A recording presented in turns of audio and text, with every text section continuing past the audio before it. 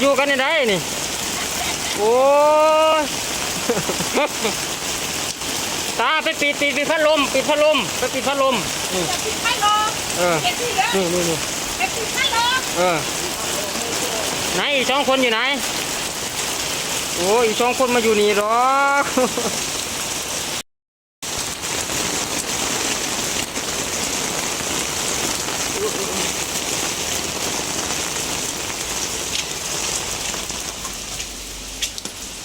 เอาก็ขอมาปิดอันนี้ก่อนปิดพัดลม